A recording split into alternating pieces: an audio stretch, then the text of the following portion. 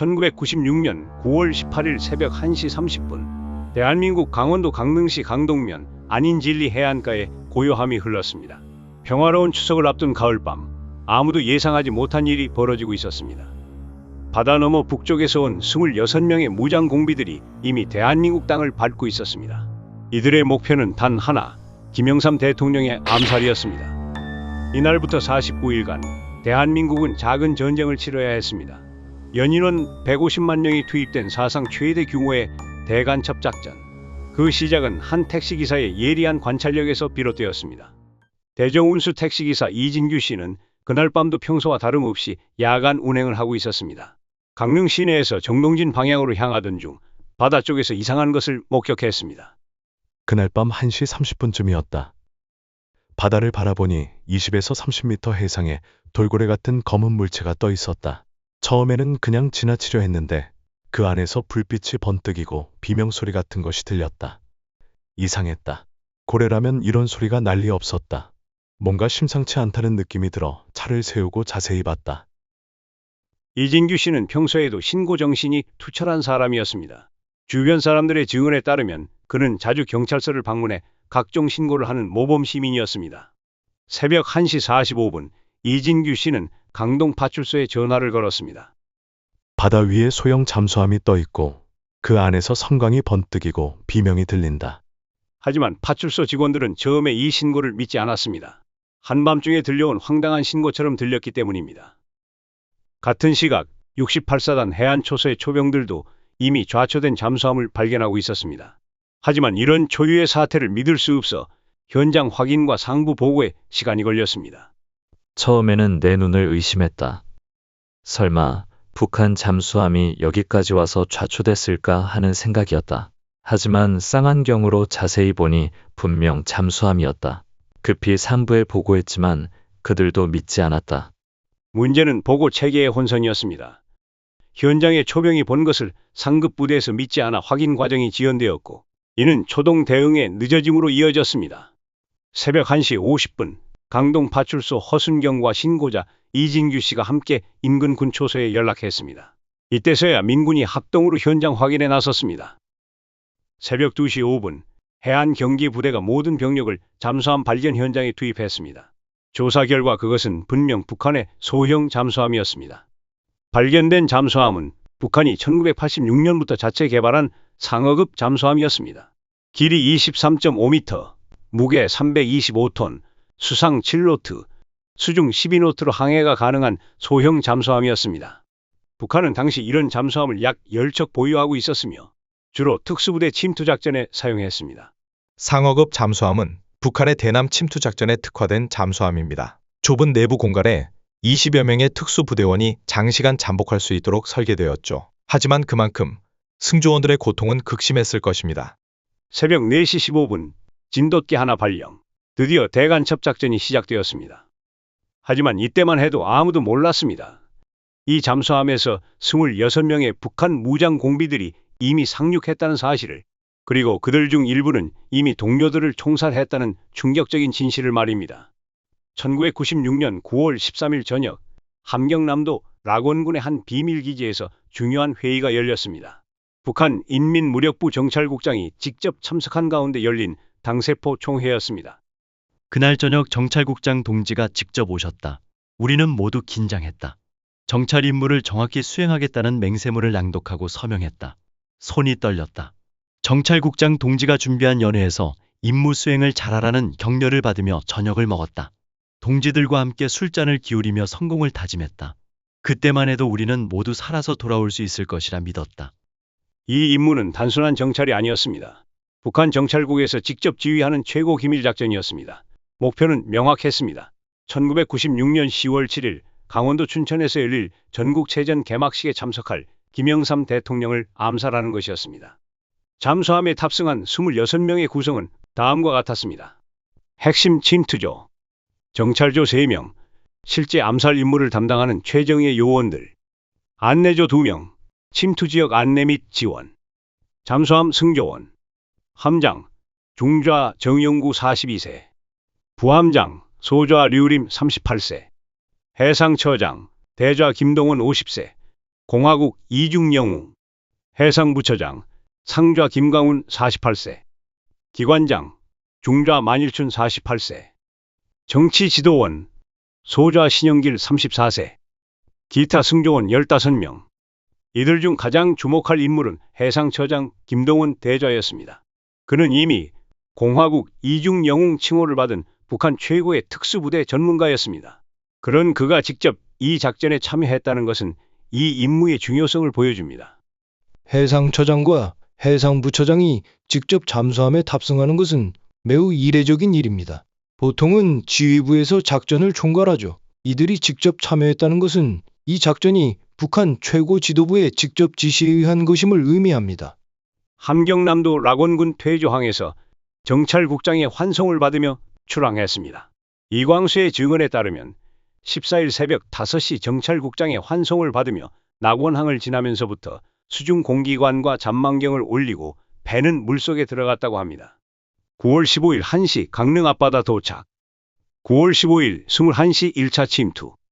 정찰조 3명과 안내조 2명이 상륙했습니다. 안내조는 다시 잠수함으로 복귀했지만 정찰조 3명은 육상에 남아 임무를 수행했습니다. 이들은 강릉공항, 레이더기지, 항만, 화력발전소 등 주요 시설을 정찰하고 촬영했습니다. 그들이 소지했던 카메라에서는 나중에 군사시설들을 촬영한 사진들이 발견되었습니다. 9월 16일 20시 30분 1차 복귀 시도 실패. 전날 침투시킨 정찰조를 복귀시키기 위해 안인진리 해안에 접근했으나 실패했습니다. 잠수함은 다시 공해상 해저에서 대기했습니다. 9월 17일 23시 2차 복귀 시도와 좌초. 재차 접근을 시도했지만 이때 운명적인 사고가 발생했습니다. 이광수의 상세한 증언에 따르면 대부분 잠수함이 후진하다 암초에 걸린 것으로 알고 있으나 사실은 앞으로 들어왔으나 파도가 너무 쳐서 옆으로 밀리면서 암초에 걸렸고 프로펠러가 망가지면서 좌초한 것이었습니다. 함장은 파도가 높아 돌아오는 공작 요원들이 지쳐서 힘들겠다고 걱정하여 해안 2km 이내로 접근하게 했습니다. 하지만 북한군의 침투 규정상 잠수함은 해안으로부터 2km 밖에서 공작원들을 출입시키게 되어 있었습니다. 이 규정 위반이 좌초로 이어졌습니다. 함장 동지가 동료들을 걱정하는 마음에서 너무 가까이 접근한 것이 화근이었다. 우리는 모두 당황했다. 잠수함이 움직이지 않았다. 프로펠러가 망가진 것을 확인한 순간 모두의 얼굴이 굳어졌다. 이제 어떻게 북으로 돌아갈 것인가? 좌초로 인해 복귀가 불가능해지자 모든 승조원들이 작전에 투입되어야 하는 상황이 되었습니다. 하지만 26명 모두가 전투에 참여할 수는 없었습니다. 9월 18일 새벽 잠수함에서 탈출한 26명은 즉시 청악산으로 향했습니다. 하지만 그곳에서 믿을 수 없는 일이 벌어졌습니다. 전투력이 부족한 11명의 승조원들이 동료들의 손에 총살된 것입니다. 이는 냉혹한 계산에 따른 것이었습니다. 전투력이 없는 인원은 식량만 소모하고 적에게 붙잡히면 정보를 누출시킬 위험이 있었기 때문입니다. 처형된 11명의 명단. 반면 다음 5명은 승조원이었지만 사격 실력이 뛰어나 전투원으로 전환되어 살아남았습니다. 이는 특수부대의 냉혹한 생존 논리입니다. 제한된 자원으로 최대한 많은 적에게 피해를 주려면 전투력이 없는 인원은 제거해야 한다고 판단한 것입니다. 계급이나 직책이 아닌 순전히 사격 실력만으로 생사가 갈렸다는 점이 충격적입니다. 9월 18일 오후 5시경 68사단 수색대대의 항공 수색 및 정찰 중 청악산 정상에서 11구의 시신이 발견되었습니다. 처음 시신들을 발견했을 때 우리는 모두 말을 잃었다. 11구가 한 곳에 모여 있었는데 모두 총상이었다. 하지만 아군의 총상이 아니었다. 같은 편끼리 서로 총을 쏜 것이었다. 도대체 무슨 일이 벌어진 것인가? 시신들을 조사한 결과 모두 근거리에서 총격을 받은 것으로 확인되었습니다. 그리고 그들의 복장은 청바지, 티셔츠, 작업복 등 평상복이었습니다. 이는 민간인으로 위장하려 했음을 보여줍니다. 같은 날 오후 4시 30분경 강동면 모전 1위에서 중요한 사건이 벌어졌습니다. 농부 홍성훈 씨 부부가 밭일을 하던 중 거동이 수상한 남자를 발견했습니다. 이때 부부의 침착한 대응이 이 사건의 향방을 결정지었습니다. 그 남자의 차림새가 이상했다. 우리 동네 사람이 아닌 것 같았고 행동도 어색했다. 남편이 재빨리 판단해서 송이버섯 따러 오셨냐며 동네 주민인 줄 아는 척하고 자연스럽게 접근했다. 나는 그 사이 집으로 뛰어가 경찰서에 전화를 걸었다. 다행히 우리 집에는 전화가 있었다. 만약 전화가 없었다면 어떻게 되었을까? 이광수는 부인이 신고할 가능성을 생각했지만 이런 외진 농장에 전화가 있을 리 없다고 판단했습니다. 북한에서는 1990년대에도 가정용 전화가 잘 보급되지 않았기 때문입니다. 하지만 남한은 새마을 운동 때부터 촌구석까지 전화가 설치되어 있었습니다. 오후 4시 46분 신고를 받고 출동한 강릉경찰서 강동파출소의 최우영 경장과 전호구 경장이 현장에 도착했습니다. 파출소에서 고작 2km 떨어진 거리였습니다. 그 순간이 지금도 생생하다. 이광수가 허리에 손을 대는 것을 보고 즉시 달려들었다. 만약 1초라도 늦었다면 전호구와 나, 그리고 신고자 부부까지 모두 위험했을 것이다.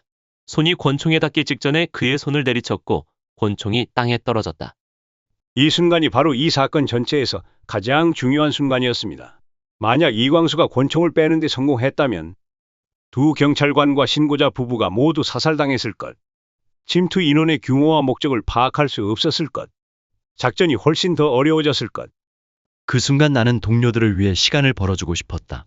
하루만 버티면 동료들이 북으로 돌아갈 수 있을 것이라 생각했다. 하지만 그 경찰의 반응이 너무 빨랐다. 순간적으로 모든 것이 끝났다.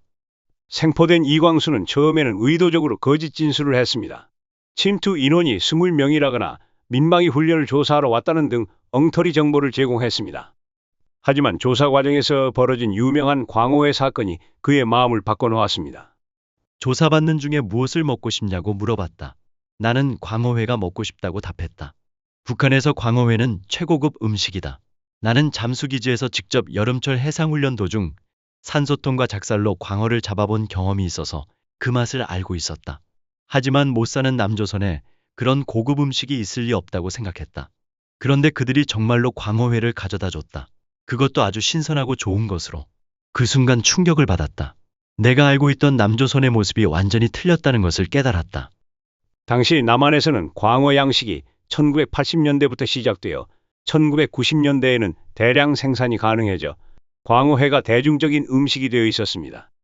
이 사건을 계기로 이광수는 진실을 말하기 시작했습니다. 그의 증언으로 침투 인원이 26명임이 밝혀졌고 이들의 목적이 김영삼 대통령 암살임도 확인되었습니다. 이광수의 진술로 사태의 심각성이 드러나자 대한민국은 국가총력전에 돌입했습니다. 동원된 전력의 규모 육군 28개 부대, 해군 1개 함대 함정 23척, 공군 1개 전투 비행단 항공기 76소티, 특전사 병력 블랙호크 헬기로 투입, 해군 특수전전단, 제1해병사단 수색대 및 보병 병력, 전투경찰 타격대와 기동대, 예비군 수십만 명, 일일 평균 투입 병력 4만 3천여 명, 연인원 총 150만 명에 달하는 사상 최대 규모의 작전이었습니다. 전국에서 병력이 강원도로 몰려들었다. 헬기 소리가 하루 종일 끊이지 않았고 산 곳곳에서 총소리와 수류탄 폭발음이 들렸다. 마치 전쟁터 같았다. 하지만 정작 가장 중요한 정찰 조원 3명 중 1명은 초기에 사살되었고 나머지 2명은 한 달 반 동안 잡히지 않았습니다. 이들로 인해 대부분의 아군 피해가 발생했습니다. 오전 9시 50분 단경골 교전. 주민신고로 출동한 소령 정항욱 2하 기동 타격대 18명이 청바지를 입은 거수자 3명을 발견했습니다. 3명이 손을 들고 있었지만 뭔가 이상했다. 투항하라고 외쳤지만 갑자기 권총을 빼들고 사격을 시작했다. 우리는 즉시 우회 기동으로 포위하고 유탄으로 차단한 후 집중 사격을 가했다. 20분간의 교전 끝에 3명 모두 사살했다. 이들은 상위 한민섭을 포함한 전투원 3명이었습니다. 오후 2시 칠성산 교전. 특전사 3회단 병력이 적 3명과 조우했습니다. 이때 벌어진 상황은 매우 긴박했습니다. 우리는 칠성산 구부 능선에서 은실한 3명의 공비를 먼저 발견했다. 지근거리까지 포위를 완료한 후 대대장에게 무전으로 상황을 보고했다. 생포사살 고난을 위임받았다. 자수하라. 옷을 벗으면 살려주겠다고 외쳤으나 대답이 없었다. 그때 공비 중 1명이 지역대장 동지 들어오시오 라고 소리쳤다. 나는 상의를 벗으면 들어가겠다고 답했다. 다시 투항을 권유하며 10부터 하나까지 숫자를 세기 시작했다. 3까지 셌을 때 누군가 사격을 개시했고 이는 우리의 동시 집중 사격으로 이어졌다. 3명 모두 사살되었습니다. 오후 4시 괴왕산 교전. 괴왕산 5이골 110m 고지에서 X사단 병력과 교전이 벌어졌습니다. 일병 박정훈이 적 1명을 사살했는데 이는 신원미상의 3명 정찰조원 중 정찰조장이었습니다. 오전 9시 30분 칠성산 정상의 비극. 이날은 이 작전에서 가장 비극적인 날 중 하나였습니다. 특전사 3회단 4중대가 헬기 레펠로 칠성산 정상에 투입되어 3인 한계조로 하향식 수색을 실시하던 중 사건이 벌어졌습니다. 사중대원들의 얼굴이 모두 상기되어 있었다. 3명씩 조를 편성해서 각각의 차단 지역으로 향하고 있었다. 이병이 중사조에서 숨어있던 무장공비 2명을 바위 밑에서 발견한 것이었다. 공비는 이병이 중사조를 미리 발견하고 총을 겨누고 있던 상황에서 우리 조와 눈이 마주치면서 총격전이 벌어졌다. 불과 5m 앞이었다. 맨 앞에 있던 내 동기는 몸을 날려 피했지만 30m 벼랑으로 떨어졌고 중간에 있던 후배는 몸을 나무 뒤로 피했다. 그리고 마지막에 있던 이병희 중사는 총에 그대로 머리를 맞아버린 것이었다. 이병희 중사는 머리에 총상을 당하면서도 연사로 무장공비에게 끝까지 총을 쏴서 역시 특전사라는 평을 받았습니다. 하지만 그날은 그가 여자를 소개받기로 한 날이었습니다. 이병희 중사는 머리에 총상을 당하고도 수술실에 실려갈 때까지 특전사 교육받은 대로 의식을 잡기 위해 계속 손을 쥐었다 폈다 했다. 그것이 우리가 본 그의 마지막 모습이었다. 오후 8시 연속 교전. 같은 날 밤 X사단 X연대와 예하 수색중대가 매복 작전 중 공비와 조우했습니다. 한 아군 병사가 어둠 속에서 적과 접촉하여 수하했지만 적은 멈칫하더니 나무에 엄폐했습니다. 뒤늦게 적임을 인지한 아군 병사의 사격으로 1차 교전이 시작되었습니다. 적의 수류탄 및 단발 사격 공격으로 아군 1명이 전사하고 2명이 부상당했습니다. 20시 40분경에는 인근 소대간 전투지경선 지근 진지에서 적의 대화 소리에 하사 강경남이 소리가 들리는 방향으로 사격을 가해 2차 교전이 벌어졌습니다. 그로부터 5분 후 인근 진지에서 적을 다시 발견하여 3차 교전 결과 일병 김동주가 지근거리에서 5발 사격으로 적 1명 대위 김연호를 사살했습니다. 김연호는 뺨에 총을 맞고 뒤통수를 관통당해 사망했습니다. 오전 6시 40분 정영구 중좌 사살. 칠성산 일대에서 11사단 13연대가 차단 작전 중 낙엽을 밟는 소리를 듣고 적을 발견했습니다. 처음에 매복할 때 공비들이 다 젊은 사람들이라고 듣고 올라가서 중년인 정영구 중좌를 조우했을 때 대한민국 주민인 걸로 착각해 잠깐 방심했다. 그 사이 정영구가 권총을 쏘아 강정영 상병이 두부관 통상을 입었다. 그 직후 함께 매복했던 동료가 수류탄을 투척해 정영구를 사살했다. 9월 말이 되어도 정찰조원 2명은 잡히지 않았습니다. 작전이 장기화되면서 여러 문제점들이 드러났습니다. 언론 정보 유출 문제. 당시 군에서는 성과를 보여주기 위해 언론의 필요 이상으로 작전 상황을 누설했습니다. 매일 브리핑에서 현재 얼마만큼의 병력이 어디를 수색 중이며 내일은 어디를 집중 수색할 계획이라고 상세히 발표했다. 기자들에게는 특종감이었지만 지금 생각해보면 너무 위험한 일이었다. 사살된 공비가 남긴 기록에는 라디오 뉴스를 통해 이런 정보를 입수하고 그에 맞게 도주 경로를 변경했다는 내용이 나옵니다. 군수 지원 문제. 매복지에서 식사와 식수 보급, 탄약 보급, 병력 교체 등에서 심각한 문제가 발생했습니다. 수통 하나에 들어가는 물로는 하루 종일 숲과 산속에서 매복하고 있기에 부족했다. 이를 보다 못한 예비군들이 집에서 1.5리터 페트병 2개씩 들고 와서 하나는 자기가 쓰고 하나는 현역들에게 줬다. 훈련 미흡 문제. 헬기 레펠 경험 부족으로 낙상 부상자가 발생하고 실전 경험 부족으로 각종 실수가 속출했습니다. 수류탄 안전핀만 뽑고 안전 클립은 둔 채 던져서 불발. 지급받은 수류탄을 어떻게 결속할 줄 몰라 우왕좌왕. 병사들이 삽탄 실탄 장전을 할 줄 몰라 간부들이 대신 해줌. 마지막까지 생존한 정찰조원 2명의 행적은 상상을 초월했습니다. 이들이 남긴 수첩의 기록을 통해 그들의 놀라운 능력이 드러났습니다. 이동 능력. 밤과 낮을 구분하지 않고 이동. 군부대의 포위망을 계속 뚫고 통과. 은신기술. 개울가에서는 바위만 밟고 이동하여 흔적을 남기지 않음. 비온 직후에는 땅이 마를 때까지 이동하지 않음. 국군 헬기가 나타나면 고무 포대를 온몸에 뒤집어 써서 바위로 위장. 정보 수집. 작전 나온 경찰들의 대화를 근처에 숨어서 기록. 국군 경계병력이 있는 곳 근처에 숨어서 그들의 말을 수첩첩에 기록. 식량 조달. 민가나 텃밭을 털어 식량 확보. 옥수수, 감자, 양배추, 홍당무, 도토리, 달래, 머루 등을 채취. 강아지도 잡아먹음. 민가에서 라면과 냄비를 훔친 후 야산에서 모닥불을 피워 끓여 먹음. 정찰조의 대담함을 보여주는 사례들. 민가를 털던 도중 집주인이 차를 몰고 들르자 민간인이 차에서 내린 틈을 타 차에서 담배를 훔쳤다. 폐가나 축사가 보이면 몇 시간 동안 인적을 확인하고 들어가서 잠을 잤다. 버려진 무덤을 파고 들어가서 관 위에서 잠을 자기도 했다. 10월 8일 오대산 민간인 살해 사건. 평창군 탑동리에서 비극적인 사건이 벌어졌습니다. 오후 2시경 산나무를 채취하기 위해 산을 오르던 민간인 3명이 정찰 조원들에게 살해당했습니다. 현장은 말로 표현할 수 없을 정도로 참혹했습니다. 이영모 씨의 경우 정확한 저격으로 인해 얼굴을 알아볼 수 없는 상태였고 할머니는 고문을 당한 흔적까지 있었습니다. 10월 22일 이 사건에서 가장 충격적이고 분노를 자아내는 사건이 발생했습니다. 이사단 공병부대 소속 22세 표종욱 일병은 국문학과 출신의 성실한 청년이었습니다. 부모와 누나 2명이 있는 외아들로 집안의 기대를 한몸에 받고 있었습니다. 10월 22일 표종욱 일병은 겨울 준비를 위한 쌀이나무 채취 작업을 하던 중 도주하던 북한군 정찰조원들과 마주쳤습니다. 정찰조원들은 한국군으로 위장하기 위해 표 일병을 붙잡아 고문한 후 살해하고 군복을 탈취했습니다.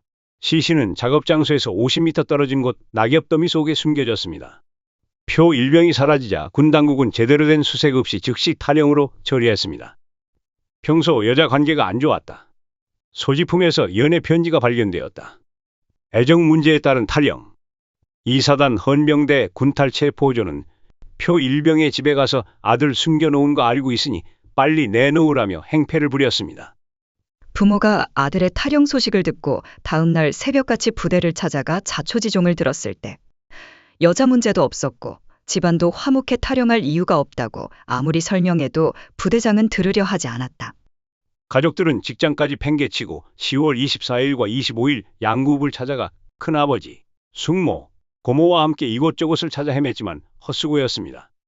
11월 5일 마지막 정찰조원 2명이 사살되었을 때 그들이 표종욱 일병의 군복과 인식표, 시계 등을 착용하고 있는 것이 발견되었습니다. 그들의 수첩에서 표 일병 살해 사실이 기록되어 있었음에도 불구하고 헌병대는 여전히 가족에게 아들이 탈영했다고 전화하는 추태를 벌였습니다.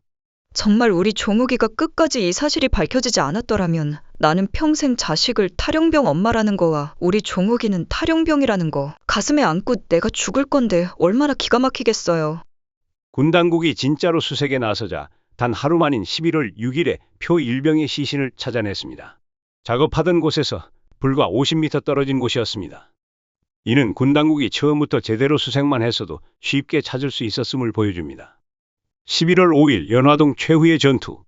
49일째 되는 날, 인제군 북면 용대리 연화교 매표소에서 이 긴 추격전의 마지막 장이 열렸습니다. 새벽 4시 20분 마지막 조우.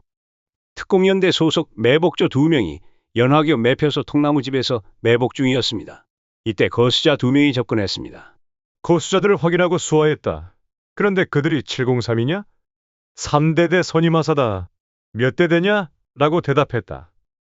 3대대 선임하사인데 어두우니 나와서 얘기해라 라고 하면서 계속 접근했다.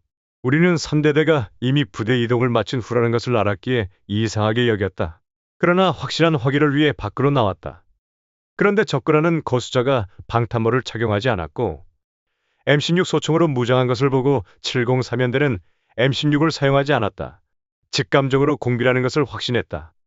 치열한 총격전이 벌어졌습니다. 사격은 통나무집에 있던 아군 매복조가 먼저 실시했으며 공비 2명도 수류탄과 소총 사격으로 맞섰습니다. 교전 과정에서 매복조의 송상홍 상병이 수류탄 바편에 다리를 다쳤고 공비 1명도 다리에 총상을 입어 숲으로 도주했습니다. 부상당하지 않은 공비 1명이 보복 공격으로 근접하여 초소 창문을 향해 난사했으나 매복전은 중간벽 덕분에 무사했습니다. 오전 6시 48분 운명적 순간 3군단 기무부대장 육군사관학교 3기 오영환 대령이 정보 분석조, 합동신문조와 함께 교전 현장에 도착했습니다. 부하 장교들이 위험하다며 만류했지만 오 대령은 직접 현장을 살피기로 했습니다. 오영환 대령은 현장을 직접 봐야 정확한 작전을 구상할 수 있다며 부하들의 만류를 뿌리쳤다. 그는 예상 도주로를 파악하기 위해 플래시를 켜고 주변을 살폈다.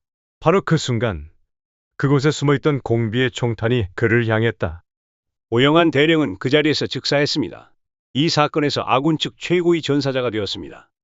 함께 있던 학군 24기 서영원 대위도 부상당한 의무병을 구출하러 가던 중 공비의 사격으로 전사했습니다. 총 8명이 부상당했습니다. 오전 7시에서 9시 안개 속의 저격전. 특공연대가 퇴로를 차단하고 압박작전을 펼쳤으나 안개 속에서 계속된 공비의 조준 사격으로 아군 피해가 누적되었습니다. 1명이 추가로 전사하고 6명이 부상당했습니다. 오전 10시 최후의 순간 아군의 압박작전 속에서 특전사 3여단의 장선용 상사가 배후에서 접근했습니다. 그는 마지막으로 투항을 권유했습니다. 나는 조심스럽게 접근해서 투항하라고 외쳤다. 하지만 그들은 즉각 반격 자세를 취했다. 더 이상 아군의 피해를 볼 수 없었다. 이미 너무 많은 동료들이 쓰러졌다. 49일 동안 이들 때문에 얼마나 많은 사람들이 희생되었는가. 나는 K1 기관단총의 방아쇠를 당겼다. 마지막 정찰조원 2명이 사살되었습니다. 이로써 49일간의 긴 대간첩 작전이 마침내 종료되었습니다. 장선용 상사는 이 공로로 충무무 군장을 수훈받았습니다. 하지만 그는 2005년 50세의 나이에 암으로 사망했습니다. 그의 공을 인정하여 국립대전 현충원에 안장되었습니다. 최종 결과 북한 무장공비 총 26명, 국군과의 교전 중 13명 사살, 동료에 의한 총살 11명 처형, 이광수 1명 생포, 김영일 1명 행방불명 사망 추정, 대한민국 측 피해, 군인 12명 전사, 예비군 1명 전사, 경찰 1명 전사, 민간인 4명 사망, 부상자 27명, 경제적 손실 2천억 원 추정, 작전 규모 49일간 지속, 1일 평균 투입 병력 4만 3천 명, 연인원 총 150만 명 참여, 6.25 전쟁 이후 최대 규모 대간첩 작전. 사건 발생 후 북한은 처음에는 사건 자체를 부정했습니다. 그러다가 9월 23일 인민무력부 담화를 통해 훈련 중 기관 고장을 일으켜 표류하다 좌초한 것이라고 주장했습니다. 10월 2일 판문점 군사정전위 비서장 접촉에서 북한 박임, 수 대좌는 100배 1000배 보복하겠다며 적반하장식으로 남한을 협박했습니다. 미국은 남북 간 극한 대결을 우려하여 중재에 나섰습니다. 당사자들이 자제해 주길 바란다며 제동을 걸었습니다. 흥미롭게도 미국은 첩보위성을 통해 북한 잠수함 침투를 사전에 파악하고 있었지만 한국에 정보를 제공하지 않았습니다. 이 정보를 한국에 제공한 미 해군 정보 분석관 로버트 김은 나중에 교도소에 갔습니다. 12월 29일 북한은 마침내 조선중앙통신과 평양방송을 통해 영어와 한국어로 공식 사과를 발표했습니다. 막심한 인명피해를 초래한 잠수함 사건에 대하여 깊은 유감을 표한다. 이는 김일성이 직접 사과한 김신조 일당 사건과 함께 북한 측의 몇 안 되는 대남 도발 사과 사례가 되었습니다. 12월 30일 24명의 무장공비 시신이 판문점을 통해 북한으로 송환되었습니다. 생포된 이광수와 행방불명된 김영일을 제외한 모든 시신이었습니다. 이 사건을 계기로 대한민국군은 대대적인 개편에 들어갔습니다. 해안경비체계 개편, 68동 원사단 해체 후 23보 병사단 철벽부대 창설, 계급장 색상 변경, 고시인성 계급장이 저시인성으로 교체, 육군 해병대는 검은색, 공군은 암청색, 해군력 대폭 강화, KDX 사업 추진, 광개토 대왕급, 충무공 이순신급 세종대왕급 구축함 건조, 장비 현대화, 방탄조끼 보급 확대, 통신장비 개선, 사회적 변화, 안보의식 제고, 국민들의 안보의식이 크게 높아졌습니다. 특히 이 사건은 평화가 저절로 오는 것이 아님을 일깨워 주었습니다. 대북 정책 변화, 김영삼 정부는 대북 경협을 동결하고 경수로 지원을 유보했습니다. 사자회담 참석도 거부했습니다. 언론 보도 방식 변화, 군사작전 중 언론 정보 공개의 위험성이 드러나면서 보안 의식이 강화되었습니다. 유일한 생존자 이광수는 완전히 새로운 삶을 시작했습니다. 처음에는 모든 것이 낯설었다. 하지만 사람들이 따뜻하게 맞아주었다. 해군에 입대해서 새로운 삶을 시작했다. 결혼도 하고 2딸도 낳았다. 하지만 항상 마음 한편에는 미안함이 있다. 내 동료들 때문에 돌아가신 분들에 대한 미안함. 현재 이광수는 해군 군무원으로 근무하며 정훈 교육 강사로 활동하고 있습니다. 각 부대를 돌며 안보 교육을 하고 있죠. 그는 딸들이 무장 공비의 딸이라는 낙인이 찍히지 않도록 언론 노출을 극도로 꺼립니다. 한 번은 이 사건의 전사자인 오영환 대령의 아들과 만날 기회가 있었는데 악수를 청했으나 거절당했다고 합니다. 유족의 입장에서는 쉽게 받아들이기 어려운 일이었습니다.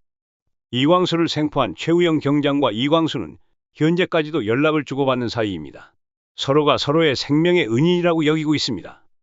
만약 그때 이광수가 권총을 빼는 것을 내가 막지 못했다면 그는 우리를 쏘고 도망쳤을 것이다. 그랬다면 그는 다른 곳에서 군에게 사살당했을 것이고 지금처럼 한국에서 평범한 삶을 살 수 없었을 것이다. 반대로 내게는 그가 총을 쏘지 않아서 목숨을 구한 셈이다. 49일간의 작전으로 많은 가족들이 사랑하는 사람을 잃었습니다. 표정욱, 일병의 가족, 외아들을 잃은 부모의 슬픔은 말로 표현할 수 없었습니다. 더욱 안타까운 것은 군의 잘못된 대응으로 탈영병 가족이라는 억울함까지 겪어야 했다는 점입니다. 오영환 준장의 가족, 최고위 지휘관의 가족으로서 받은 충격은 더욱 컸습니다. 특히 아들이 나중에 이광수와 만났을 때 악수를 거절한 것은 유족의 복잡한 심정을 보여줍니다. 이병희 중사의 가족, 여자를 소개받기로 한 날 전사한 특전사 중사의 가족들은 더욱 안타까워했습니다. 이 사건은 대한민국 군사사에 많은 교훈을 남겼습니다. 초동 대응의 중요성, 최초 발견 후 보고 체계의 혼선으로 대응이 지연됨, 조기 포위망 구축 실패로 장기전으로 변함, 신속하고 정확한 상황 전파의 중요성 재확인, 정보 보안의 중요성, 언론을 통한 작전 정보 유출로 공비들이 대응함, 군사작전 중 언론 통제의 필요성 대두, 보안의식 강화의 필요성, 훈련의 중요성, 실전 경험 부족으로 각종 실수 발생. 49일 동안 우리는 전쟁 같은 상황에서 살았다. 밤마다 총소리와 헬기 소리가 들렸고 언제 무장공비와 마주칠지 몰라 무서웠다. 그제서야 평범한 일상이 얼마나 소중한지 알았다. 분단 국가인 대한민국의 현실을 다시 한번 확인시켜준 사건이었습니다. 49일 동안 18명의 아군이 희생되었습니다.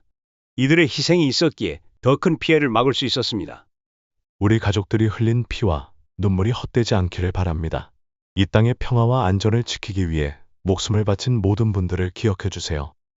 이광수의 성공적인 정착은 적대 관계도 화해와 용서를 통해 극복할 수 있음을 보여줍니다. 나는 이제 대한민국 국민입니다. 2딸의 아버지이고 이 나라를 사랑하는 한 사람입니다.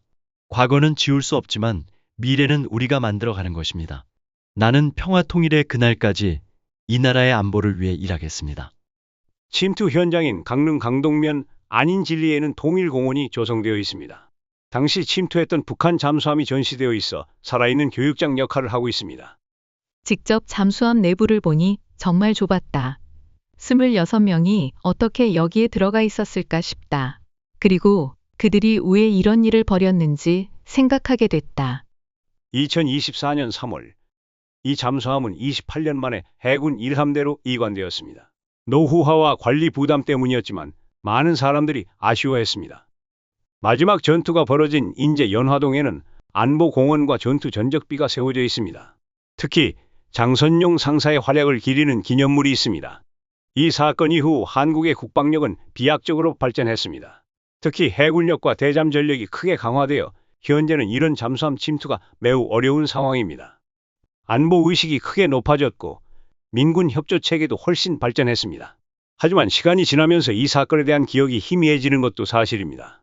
1996년 9월 18일부터 11월 5일까지 49일간 대한민국은 작은 전쟁을 치렀습니다. 26명의 북한 무장공비와 150만 명의 우리 국민이 맞선 이 전쟁에서 18명의 소중한 생명을 잃었습니다. 하지만 이들의 희생은 헛되지 않았습니다. 더 큰 참사를 막았고 우리에게 소중한 교훈을 남겼습니다. 평화는 공짜가 아닙니다. 자유는 저절로 주어지지 않습니다. 이 모든 것들은 수많은 사람들의 희생과 헌신 위에 세워진 것입니다. 28년이 지난 지금 그날의 기억은 여전히 선명하다.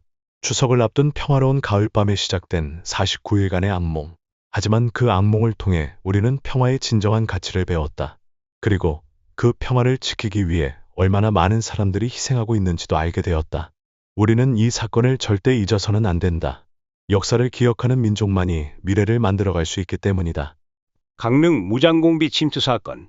그것은 분단의 아픔을 보여준 사건이었지만 동시에 대한민국의 저력과 국민의 단합을 확인한 사건이기도 했습니다. 이제 우리는 평화 통일의 그날을 꿈꾸며 그날까지 굳건한 안보 의지를 다져 나가야 할 것입니다.